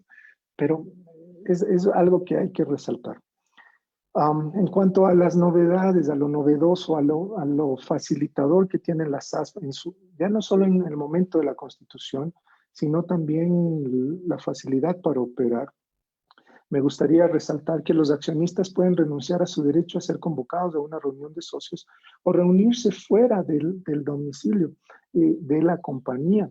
La asamblea de socios o de accionistas, puede reunirse en el domicilio principal, que sigue siendo cantonal, pero también puede reunirse sin necesidad de que sea una junta universal del país. Entonces, la podrá reunirse en el domicilio principal o fuera de él, aunque no esté presente un quórum universal. Muy interesante. Pero lo condiciona, no es tan libre. Necesita cumplir todo lo que tiene que ver con convocatorias y con quórum de establecimiento de una asamblea de accionistas. Esto también que se había hablado de convocatoria con al menos de 8 días, sin contar el día de la publicación y el día de la convocatoria y el día de la realización. La SAS simplemente es 5 días de diferencia. Y se fijan procedimientos para convocatorias por correo electrónico o el que establezca el estatuto. Si es que no hubiera en la base de datos del representante legal una determinación de los correos electrónicos, subsidiariamente se crea la opción de que se pueda publicar por la prensa. Algo novedoso en las convocatorias que quisiera también señalar es que se da la opción de que al realizar la primera convocatoria se indique la fecha de la segunda convocatoria en caso que la primera por falta de quórum no se pueda reunir. Me parece óptimo para poder, es una economía procedural muy buena. Bien, vamos a avanzar. En el numeral 5, esto es algo que también se buscaba y que las compañías y los accionistas pedían, porque a veces el ánimo de asociarnos, pues bien, si bien la sociedad por acciones simplificadas es un tema de primer artículo dice que es una sociedad de capital. Sin embargo, es un híbrido para mi modo de ver, porque si es de capitales está bien, pero lo hace un híbrido con la sociedad de responsabilidad limitada y les voy a explicar por qué. Porque hace mucha atención a las personas y nadie quiere tener a un socio o un accionista que no colabora, que no paga su contribución o su aporte a la compañía, que no cumple con sus deberes de accionista. Pues ahora aquí da la posibilidad de excluir a socios con una votación de las 2/3 partes del capital con derecho a voto. Sin embargo, ¿y cuáles son las causales para exclusión de un socio? Pues simplemente las que están en el artículo 82 de la Ley de Compañías se mantienen y que son básicamente las que les mencionaba. Sin embargo, se requiere en este caso para exclusión y junto con otros actos societarios de autorización previa de la Superintendencia de Compañías o aprobación, revisión. Pero más que eso, se vuelve la vía expedita para poder excluir a un socio porque ya es un tema de asamblea, no tenemos que recurrir a otras instancias para excluirlo. Sin embargo, la ley adiciona, aparte del artículo 82, algo que me llamó la atención. Cuando una SAS tenga como accionista a una persona jurídica y en el estatuto, la importancia de preparar un estatuto a la medida y no coger un modelo por ahí, sino que hay que simplemente prepararlo. Si en el estatuto, cuando tenemos accionistas que sean personas jurídicas, se establece que si cambia el control de esta accionista, que es una persona jurídica, y no se informa de tal cambio, esto podría ser causal de exclusión del socio. Y miren la diferencia, lo normal es 2/3 partes del capital, voto favorable de 2/3 del capital, pero para esta causal, que debe estar señalada en el estatuto, si es que no se notifica el cambio de control, se indica que solo con la mitad más uno de los accionistas podrá excluirse a un socio. Interesante. Hay dos mayorías para excluir socios. Me parece que debemos esperar a que se regule y a que los estatutos presten atención a eso. Vamos al siguiente punto. Restricción de la negociación de acciones por 10 años. Esta es una de las características que les mencionaba de que es un híbrido la SAS, si bien es una sociedad de capitales, pero hace alusión a la importancia de la persona. ¿Por qué alguien pondría restricción para la venta o la negociación o la transferencia de acciones? Es porque me interesa tener el socio que tengo. Es porque creo que es importante la persona que tengo. Y la SAS también va a poder ser utilizada en temas familiares. Generalmente la compañía limitada se enmarcaba para temas familiares por la limitación a que puedan ceder las participaciones y que un tercero o cualquiera entre a formar parte del negocio familiar, pues la SAS implementa también esa posibilidad y nos permite restringir la negociación de acciones por 10 años. Sin embargo, esto debe estipularse en el estatuto. En el estatuto se mencionará el plazo que no puede exceder de más de 10 años y inclusive la nota constará en las acciones para que no haya engaño. Y este plazo podrá prorrogarse por periodos similares, pero requerirá el voto unánime de las personas. Esto es algo muy, muy novedoso. Y junto a esta posibilidad de restricción en la negociación, también hay otra disposición que la asemeja mucho a la compañía limitada. Permítanme leerles. Los acuerdos de accionistas, el estatuto podrá someter toda negociación de acciones o de alguna clase de ellas a la autorización previa de la asamblea o a algún tipo de pacto o condición previa. De no haberse pactado dicha estipulación de forma expresa, se entenderá que las acciones son libremente transferibles. Se reconoce la importancia de los pactos de primera opción de venta, las limitaciones a las transferencias. Más adelante la ley estipula que Estos pactos, si no están contemplados en el estatuto, estos pactos deberán ser notificados al representante legal de la compañía para que sean obligatorios a la compañía. Si no son notificados eficientemente, pues no serán obligatorios nada más. El siguiente punto es que no está obligada a tener junta directiva. Puede tener una junta directiva, pero debe estipularse en el estatuto, debe estipularse quiénes lo conformarán. La ley da unos consejos ahí para la creación de una junta directiva. Pero abundando un poco también sobre el representante legal, esta es otra de las innovaciones. No se requiere tener un presidente. Sí se menciona que debe haber un subrogante al representante legal, sin embargo, no se crea el fijo esta necesidad. Entonces, y se crean escenarios, inclusive en caso de que el representante legal único no fuere renunciar o no pudiera cumplir, inclusive se da la facultad de que cualquier accionista pudiera recurrir a la superintendencia de compañías y pedir que se nombre un encargado de representar a la compañía para que en el plazo de 10 días se convoque a una asamblea de accionistas y se nombre un representante legal. Muchos avances, muchas buenas cosas en cuanto a la representación legal. Avanzando, la solución de controversias simplemente tiene que ver y está dado para el tema de arbitraje y mediación.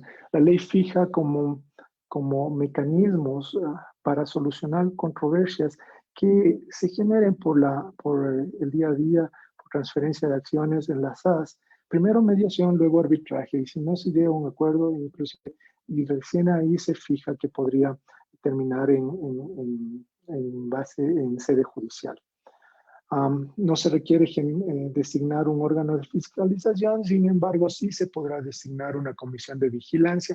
Se dan algunos consejos y delimitaciones para esto. Se conformará con hasta por 3 miembros accionistas o no, y serán responsables de las gestiones realizadas por los administradores para revisar la gestión de los administradores.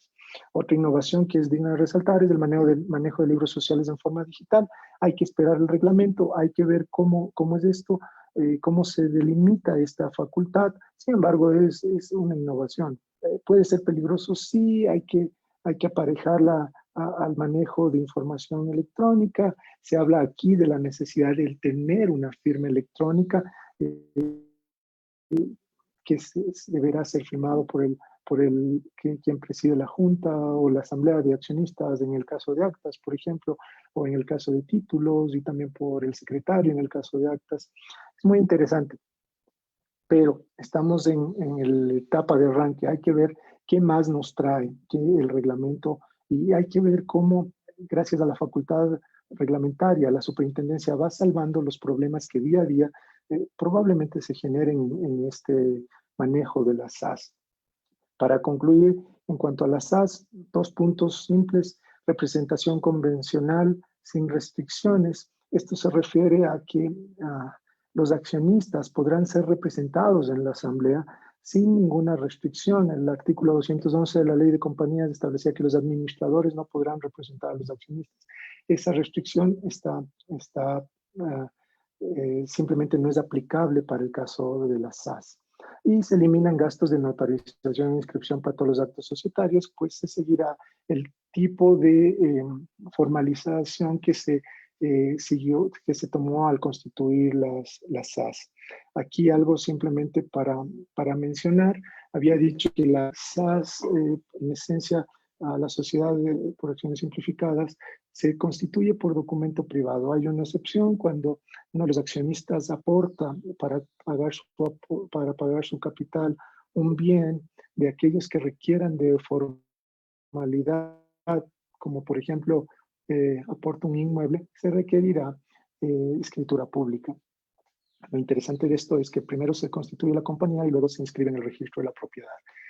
Simplemente avanzando en esta presentación, quisiera ahora mencionar que yo considero personalmente que la SAS es un gran adelanto. Es una ley bien elaborada, cubre muchos detalles, cubre muchos actos societarios. societarios. No los voy a tratar ahora, pero cubre actos societarios como fusión, transformación, liquidación. Las SAS pueden transformarse en otras compañías y los otros tipos societarios pueden transformarse en SAS. Esto es algo que en el derecho comparado está causando revuelo porque muchas compañías, llámense sociedades anónimas o compañías de responsabilidad limitada, han optado por transformarse a sociedades de acciones simplificadas. También opta o facilita o permite que se fusionen temas muy, muy innovadores y muy buenos en esto. Ahora quisiera simplemente pasar a las sociedades de beneficio haciendo una aclaración. Este tipo de sociedades de beneficio colectivo no es un nuevo tipo societario como sí lo es la SAS.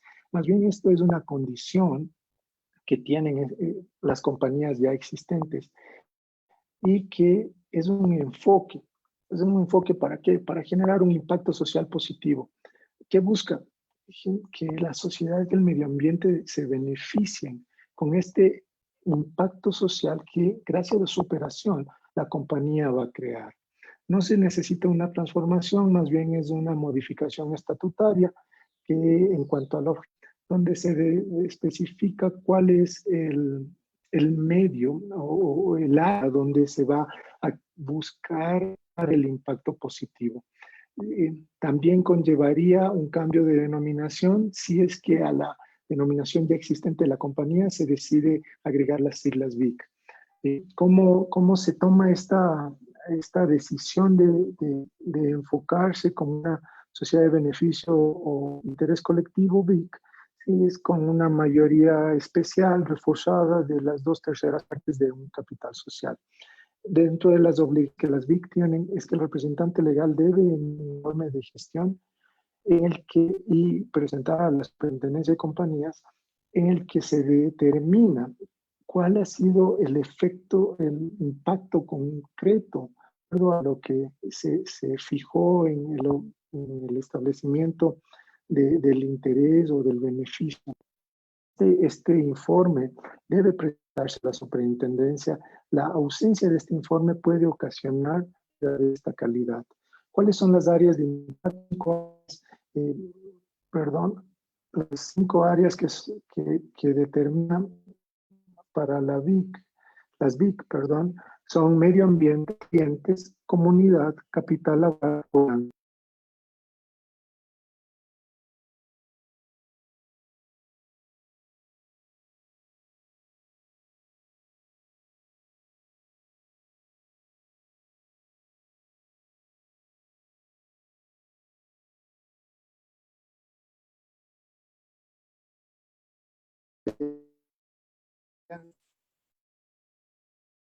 Perdón, parece que se cortó por un momento. Entonces, las BIC deberían seguir un proceso de simplemente determinar cuál es el impacto positivo que quieren generar, luego aprobar esto en junta de accionistas o de socios, reformar el objeto social, someterlo a inscripción en el registro y si es que necesitan o desean añadir, pues simplemente deben también hacer una modificación a la denominación. Las conclusiones, de manera general, las SAS siguen la tendencia mundial de promover herramientas para los empresarios y emprendedores. Como les decía, la mayoría o varios países de Latinoamérica y en el mundo, empezando por Francia, Inglaterra, han decidido continuar esto de incorporar en su legislación a las SAS. Se busca facilitar los procesos de constitución, pero no solo de constitución, sino también de existencia, para que pueda otorgar mayor autonomía e independencia privada. SAS es un tipo de sociedad que por su naturaleza se adapta a las necesidades de accionistas y el modelo de negocio. Y para mí mover es un reto. Yo les mencionaba que ya existía anteriormente la compañía unipersonal. Ha ido creciendo desde que fue instituida con la novelería, ha ido cayendo, decayendo. Sin embargo, yo tengo la firme convicción de que la SAS no va a caer en esto. Experiencia en otros países, México, Colombia, se han constituido miles de SAS. Espero que esto también pase en Ecuador y simplemente hay, y recalco en esto, el estatuto es un documento muy importante que debe ser organizado por los accionistas y emprendedores. Con esto termino mi presentación. Les doy muchas gracias por su atención y ahora estamos disponibles para contestar cualquier pregunta.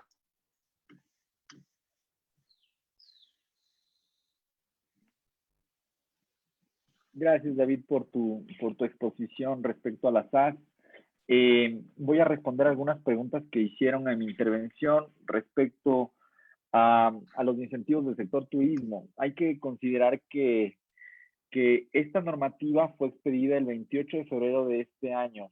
La aprobó la Asamblea en segundo debate después de haber obtenido las observaciones del Ejecutivo, en la cual se allanó parcialmente a estas observaciones del Ejecutivo.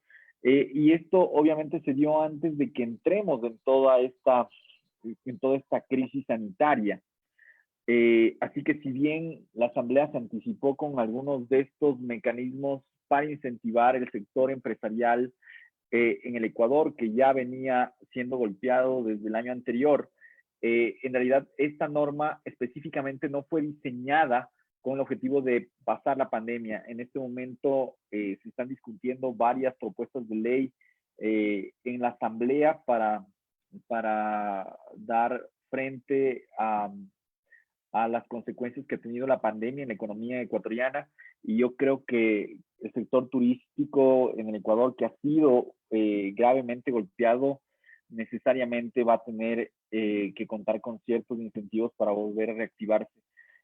Pero hay algo que entender. Esta normativa nos abre algunas herramientas, nos abre algunas puertas que podemos aplicar para empezar a tomar riesgos y emprender. Y creo que después de esta pandemia lo que nos ha dejado de enseñanza es que debemos de emprender. Muchas compañías han sido golpeadas y tienen que repensar su forma de hacer negocios, y creo que es necesario que empiecen a visualizar cuál va a ser la mejor estrategia para esto, ¿no? En China ya se están abriendo los negocios, y en cuanto al sector turístico, las estadísticas determinan que las personas empezaron a voltearse al sector turístico local antes que al sector turístico internacional. Así que va a ser importante que los ecuatorianos, una vez que se reactive todo esto, empecemos a apoyar mucho más al turismo nacional. Y el Estado, junto con la Asamblea, deberían encontrar los incentivos adecuados para que esto pase. En segundo lugar, me preguntan sobre las herramientas laborales que ya existían. Y no, en realidad la ley de emprendimiento e innovación, en esa parte, yo creo que por las coyunturas políticas, no pudo modificar el código de trabajo para establecer el contrato emprendedor que buscaba. Pero yo creo que después de estas circunstancias que hemos vivido, va a ser necesario que la Asamblea se ponga a reestructurar un nuevo contrato para los sectores de emprendimiento que después de esto van a nacer mucho, porque muchas personas se han quedado en desempleo, algunos negocios han quebrado, y nuevos emprendimientos van a tener que nacer. Y si es que no tenemos herramientas de contratos mucho más amigables y flexibles con los emprendedores e inversionistas, pues la precarización más grande laboral que existe, obviamente, va a ser las personas que se queden en el desempleo. Así que yo creo que la Asamblea tiene que ponerse a discutir ese tema muy pronto también. Preguntaban también si es que existe ya plataformas de crowdfunding. Ya existen plataformas de crowdfunding. En específico, hay una plataforma de crowdfunding que se abrió hace menos de un mes, que se llama Por Todos, que logra levantar fondos para invertir en aquellos sectores deprimidos y todos aquellos sectores que han sido golpeados después de esta crisis, donde ya han recaudado alrededor de $7 millones en menos de un mes, ¿no? Entonces ya está funcionando el tema de crowdfunding por donación. Esperemos ver cómo empieza a dar marcha el crowdfunding de recompensa, el de precompra, que va a ser muy necesario para todos aquellos negocios que ahora están parados prácticamente. El de inversión en acciones y el de financiamiento reembolsable, que va a ser muy importante después de esta crisis también. Respecto al tema de reestructuración, me preguntaban que si es que la norma habla sobre formas de pago, y en realidad no, la norma no nos habla de formas de pago, porque lo que quiere la ley de emprendimiento es que los acreedores, en conjunto con el emprendedor, se sienten a discutir cuál sería la forma de pago más adecuada de sus obligaciones a futuro, y de esta forma establecer mejores condiciones de pago para que el emprendimiento no muera, sino que siga adelante. Haría mal la norma en poner una restricción de formas de pago, porque puede ser demasiado difusa y no concentrada en la mayoría de los casos. Por esa razón abre la posibilidad de que haya un periodo de negociación en la cual los emprendedores van a tener que negociar con sus acreedores esto, ¿no? Tengan en cuenta que, a pesar de que esta es la ley de emprendimiento e innovación, el proceso de reestructuración no está únicamente enfocado en aquellos negocios que son considerados de emprendedores, aquellos que tienen 5 años, menos de 49 trabajadores y que facturen menos de $1 millón. No tiene en particular un piso de referencia los procesos de reestructuración para someterse a un proceso de reestructuración. Y eso es lo bueno, porque la única característica que nos da la ley es que sea una persona jurídica sometida a control de alguna de las superintendencias y que no haya pasado por un proceso de disolución. Ahora, existen algunos otros procesos concursales con los cuales esta normativa en particular confluye, como la ley de concurso preventivo, que también tiene bajo competencia la superintendencia de compañías, pero que en realidad no ha sido lo suficientemente útil para ayudar a reestructurar emprendimientos y ayudar a llegar a un acuerdo entre acreedores y deudores, ¿no? Así que yo creo que esta reestructuración puede ser bastante necesaria y útil en este momento después de la crisis. Existe también otro procedimiento que es en vía judicial, que es del concurso preventivo y el concurso de acreedores, necesario del acreedor y voluntario del deudor, que se da por vía judicial. Pero creo que ese no es el caso tratar, y yo creo que ahora podemos hablar de este procedimiento de reestructuración que va a dar mucho que hablar en los próximos días después de que pasemos por esta pandemia. Y en general lo que hemos tratado de decirles con David es que ahora para generar un emprendimiento tenemos nuevas herramientas que tenemos que saber cómo utilizarlas y tratar de utilizar estas herramientas para que potencien nuestras ideas de negocio, nuestras ideas de salir al mercado con un producto nuevo, y creo que todo el país va a necesitar de estos nuevos emprendimientos para que generen efectos positivos en la economía nacional, y esperemos que estos emprendimientos también puedan ser escalables internacionalmente. Creo que todos los ecuatorianos estamos esperando eso, y yo creo que este es un desafío. Yo creo que Ecuador va a llegar a topar fondo después de esta crisis, y creo que aquí, después de esto, se va a ver quiénes en realidad son emprendedores y cómo estas ideas se van consolidando en el mercado. Y pues bueno, a David también han hecho alguna pregunta sobre cuáles son las barreras de salida de la SAS, el proceso de disolución y liquidación simplificado también. David, no sé si es que si les puedes responder esas preguntas. Claro que sí. Muchas gracias, Byron. Estaba tratando de entender bien la pregunta, las barreras de salida de la SAS. Yo entendería esa pregunta tal vez a la limitación de la transferibilidad de las acciones. Es lo que les decía. Cuando en el estatuto se estipula la restricción para salir por 10 años o hasta por 10 años para transferir las acciones, o también pactos de primera pactos, enajenación y transferencia de las acciones. Esa podría ser una de las respuestas, pero luego la vincula con el proceso de disolución y liquidación. Si se ha simplificado también, la respuesta es sí y no. Sí, porque la liquidación de una SAS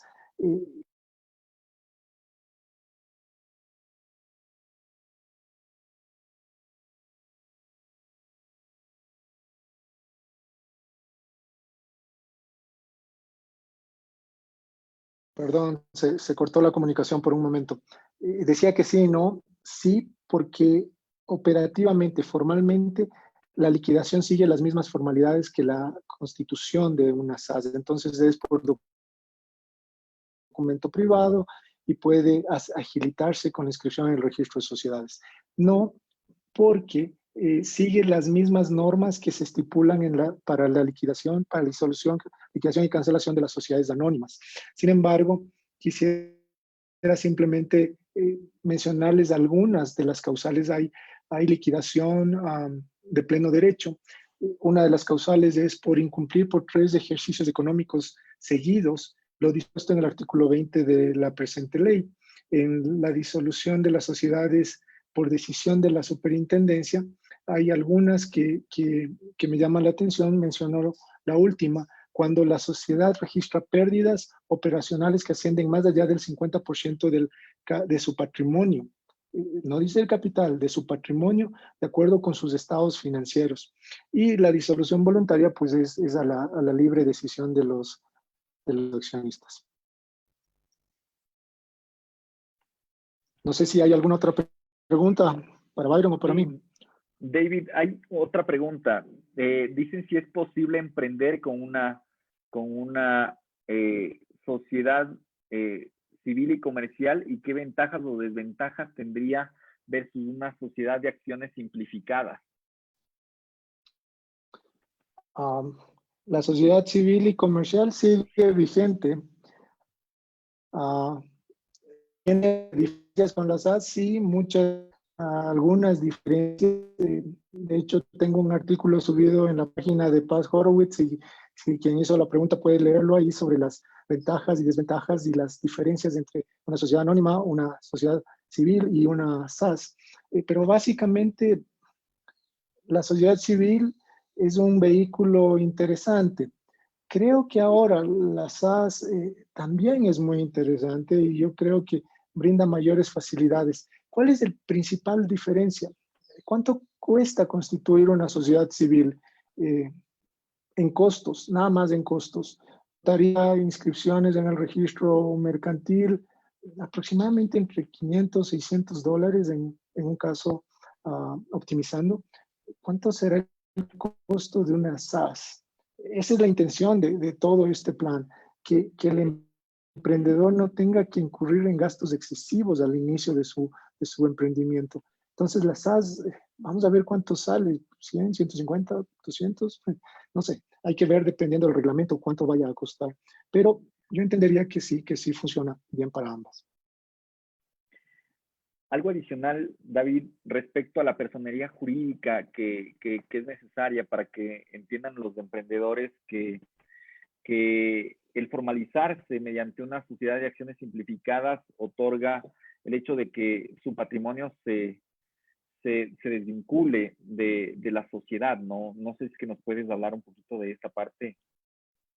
Sí, a ver, la personería jurídica se genera o es otorgada por disposición legal, o por una autoridad, o por orden de una autoridad, y que puede ser un juez en el caso de las sociedades civiles, o anteriormente era un juez, ahora es un notario.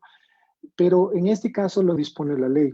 La ley dispone que la personería jurídica de la SAS se inicia al momento de inscribirse en el registro de sociedades. ¿Qué determina eso? Determina el patrimonio de los accionistas no está sujeto o no se verá afectado por las obligaciones que tiene la SAS. Es un patrimonio autónomo el de la SAS. No necesita verse afectado por cómo vayan los negocios en la SAS. Yo les decía que hay dos excepciones, y recalco: cuando por orden judicial se suprime la personería jurídica, los accionistas tendrán que que ser responsables. Y dos, cuando un accionista decide voluntariamente renunciar a esta limitación de responsabilidad y tendrá que afrontar con todo su patrimonio.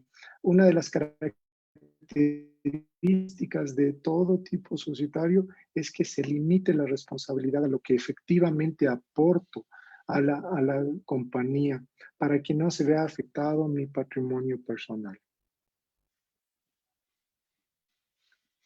¿Alguna otra?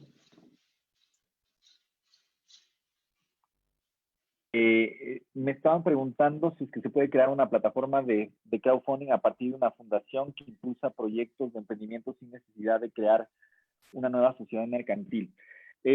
No hay cómo hacer eso porque claramente la ley de emprendimiento establece que tiene que crearse una nueva compañía, una compañía mercantil, es decir, que tiene que estar bajo el control de la Superintendencia de Compañías.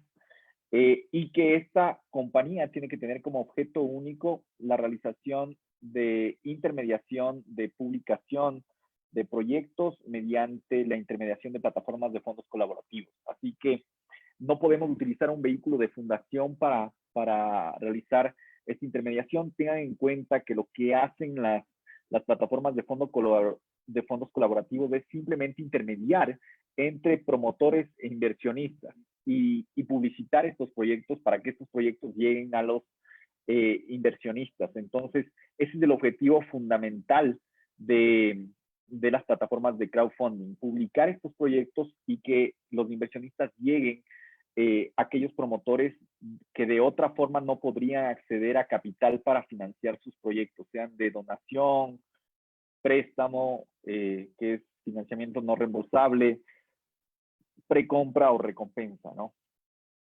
Después de eso nos dicen, para salvar un actual emprendimiento o generar otro, va a ser necesario préstamos que el gobierno no esté en la posibilidad de dar por medio del BIES o cualquier otra institución, al menos habrá una gran demanda. ¿Será que los bancos privados tendrán mejores condiciones para darlos? Bajas tasas de interés, tiempo, periodos de gracia, etcétera. Aquí me voy a permitir dar un comentario en particular. Yo entiendo que ahora, después de esta crisis, vamos a necesitar mucho más financiamiento del mercado financiero, de los bancos, para que podamos salir a flote. Y el crowdfunding, al momento en que entra como otro actor más en el mercado de capitales, es súper importante para que las tasas de interés que han fijado los bancos lleguen a ser mucho más convenientes por ser otro actor más dentro del mercado de capitales. Solo quisiera hacerles un ejemplo con la exposición que les di y este emprendedor que pudo levantar $400,000 en 12 días. Si es que este emprendedor hubiese ido con su termito a un banco a decirle, tengo la idea de negocio y tengo aquí este termo que tiene un alojador para té, tal vez este emprendedor no hubiese podido obtener ni siquiera $100 de préstamo de un banco porque no tenía un colateral como una casa, no tenía el colateral de una compañía estructurada, no tenía nada para recibir un préstamo que no sea de alto riesgo para el sector financiero. Pero el concepto del crowdfunding es tan fuerte porque lo que hace es valorar aquellas ideas buenas en el mercado y de esa forma los emprendedores no tienen que gastar siquiera en estudios de mercado previos, sino que montan su idea, ven si es que el mercado reacciona positivamente, si es que el modelo de negocio está bien estructurado, porque si no, podría costar un producto como esos muchísimo y tal vez nadie vaya a estar movido para levantar fondos. Y lo que hace el emprendedor en base a eso es sacar una idea al mercado que si hubiese acudido al mercado financiero o al mercado de valores, no hubiese podido obtener los recursos necesarios para sacar esa idea al mercado.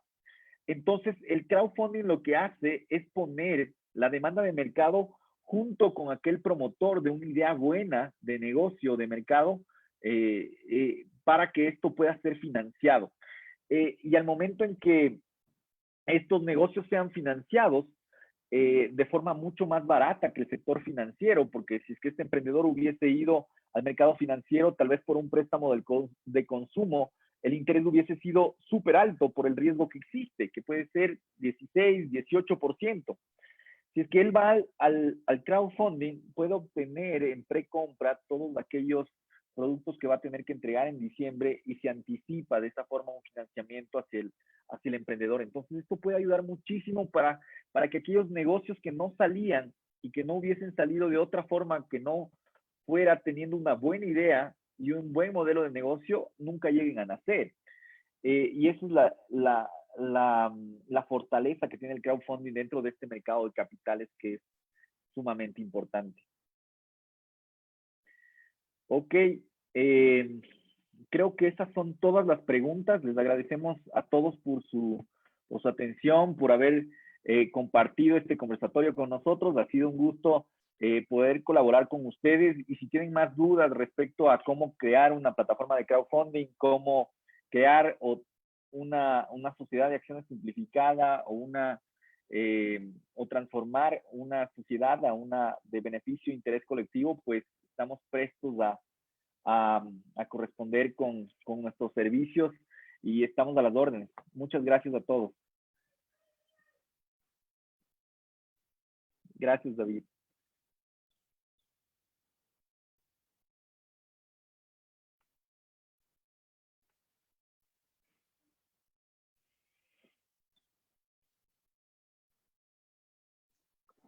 Listo, doctor.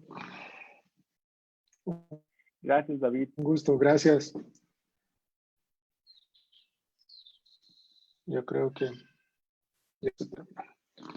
Abrazo.